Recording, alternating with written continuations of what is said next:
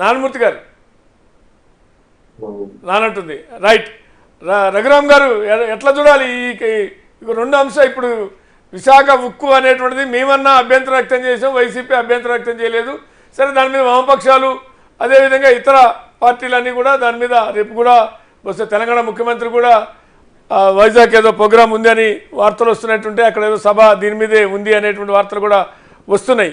ఏ రకంగా అంటే మీ మిత్రపక్షం మీకు కనీసం పునరాలోచించుకోమంది, కానీ మీకు ఇక్కడ ఉన్నటువంటి రాష్ట్ర ప్రభుత్వం మాత్రం ఆ పునరాలోచించుకోమన్న పదాన్ని కూడా మీ దగ్గర అడగడానికి ఇబ్బంది పడ్డట్టుంది. ఎందుకంటే ఇంకా వీళ్ళకన్నా ఎక్కువ మిత్రపక్షం అనుకోవాలా వైసీపీ, జనసేన కన్నా ఎక్కువ మిత్రపక్షం అనుకోవాలా? ఆ మాట కూడా అంటానికి ఎందుకు, ఆ మాత్రం కూడా మోడీని నొప్పించడం ఎందుకు అనుకుందాము?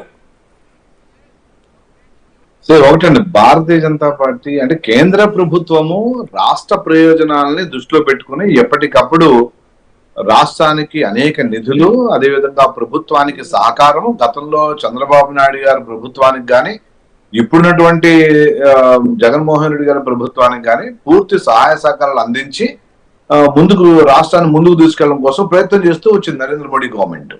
సో ఇక్కడ ఎవరున్నారనేది ప్రాధాన్యత కాదు, కానీ ఈ రాష్ట్ర ప్రజలకి ఫలాలు అందాలి, రాష్ట్రం అభివృద్ధి పందాలు నడవాలి, రాష్ట్రం అభివృద్ధి చెందాలి అనే ఉద్దేశంతోనే రాష్ట్రానికి అనేక సహాయాలు చేసింది. అది ఎవరు మర్చిపోలేదు, ఎవరు దానికి కాదనలేదు.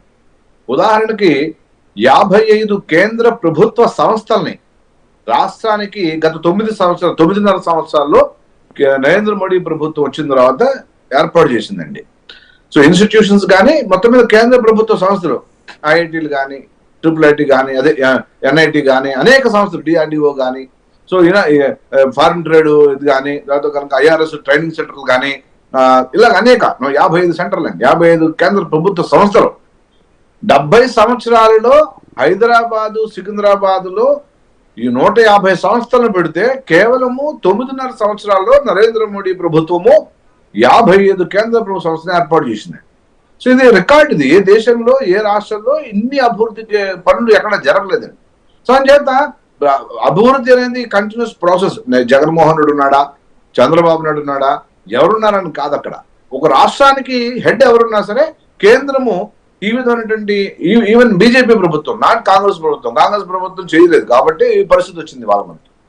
సో అంచేత మాకు ప్రతిపక్ష పాత్రే, మాకు వైఎస్ఆర్సీపీ ప్రతిపక్ష పార్టీ, మేము ఆ పార్టీ మీద యుద్ధం చేస్తున్నాం. రాష్ట్రంలో ఒంటరిగా చేస్తాము, ఇప్పుడు ముగ్గురు కలిసి చేస్తా ఉంటున్నాం.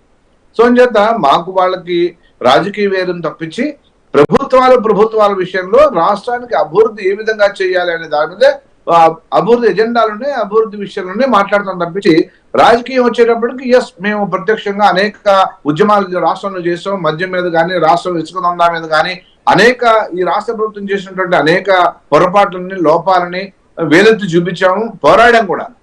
సో చేత ఇప్పుడున్నటువంటి పరిస్థితుల్లో 3 పార్టీలు కలిసి రాష్ట్రాన్ని సుపరిపాలన అందించాలి, మంచి ప్రభుత్వాన్ని అందించాలి, రాష్ట్రాన్ని ముందుకు తీసుకెళ్లాలి, రాష్ట్రాన్ని అభివృద్ధి పదంలోకి నడిపించాలి. ఎందుకంటే వెనుకబడిన రాష్ట్రం అయిపోయింది కాబట్టి రాష్ట్రాన్ని ఏ విధంగా ముందుకు తీసుకెళ్లాలి అదే ఆలోచనలో ఉంటా ఉంటుంది. కానీ మీరు నిధులు ఇవ్వలేదనే, మీరు ఇస్తానన్నటువంటి 2014-18 మధ్యకాలంలో మీరు చేసినవలసినటువంటి ఇది అమరావతి నిర్మాణానికి కానీ, ఇతర విషయాలు కానీ, స్పెషల్ స్టేటస్ కానీ, సరే స్పెషల్ స్టేటస్ కాదు స్పెషల్ ప్యాకేజ్ అన్నారు, అవి కానీ ఇవేవి కూడా తొంగలో తొక్కింది కేంద్ర ప్రభుత్వం అనే కదా ఆనాడు మీ ఎన్డీఏ నుంచి బయటకు వచ్చి ధర్మ పోరాటం చేయాల్సిన పరిస్థితి ఎందుకు వచ్చిందంటే మీ వైఖరి వల్లే కదా ధర్మ పోరాటం చేయాల్సి వచ్చింది నాడు ముఖ్యమంత్రిగా ఉన్నటువంటి చంద్రబాబు నాయుడు గారు.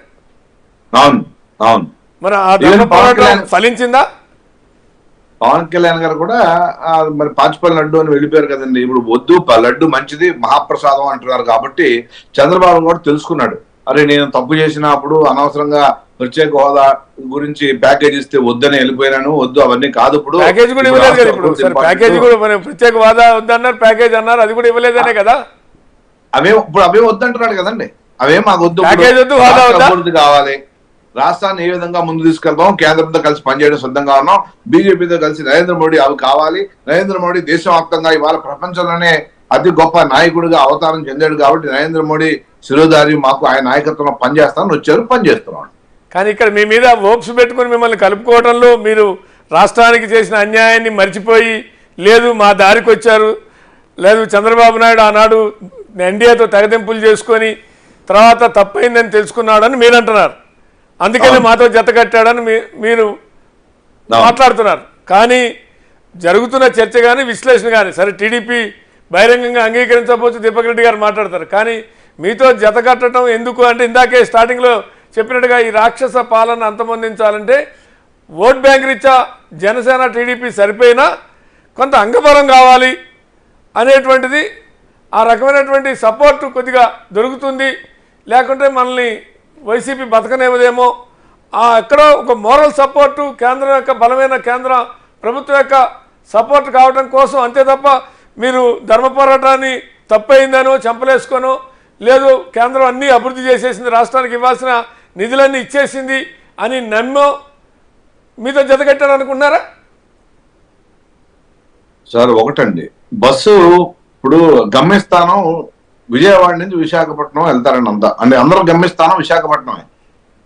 ఒక బస్సు విశాఖపట్నం వెళ్ళే బస్సు విజయవాడ నుంచి బయలుదేరితే అందరూ వైజాగ్ వెళ్దామని వెళ్తారు, ఎక్కుతారు ఆ బస్సుకి. అయితే నాన్ స్టాప్ బస్సు అది, అయితే వైజాగ్ గమ్యస్థానమే, కానీ దాంట్లో పర్పస్ మాత్రము ఎవరిది, అందరూ బస్సులో ఎక్కినటువంటి 30 మంది ప్యాసింజర్లది ఒకటే పర్పస్, ఒకటి ఉండదండి. వాడు వైజాగ్ వెళ్ళడానికి ఒకడు పెళ్లికి వెళ్తాడు, ఒకటి పబ్బానికి వెళ్తాడు, ఒకటి ఇంకో దానికి వెళ్తాడు, ప్రభుత్వ పనికి వెళ్తాడు, ఎవరో ఒకరు వెళ్తారు. అందుకని దారి అందరిది ప్రభుత్వం ఏర్పాటు ఆంధ్రప్రదేశ్ లో, ఎవరెవరి కారణాలు వాళ్ళవి. మా కారణము రాష్ట్ర అభివృద్ధి, రాష్ట్రంలో ప్రభుత్వము సుపరిపాలన,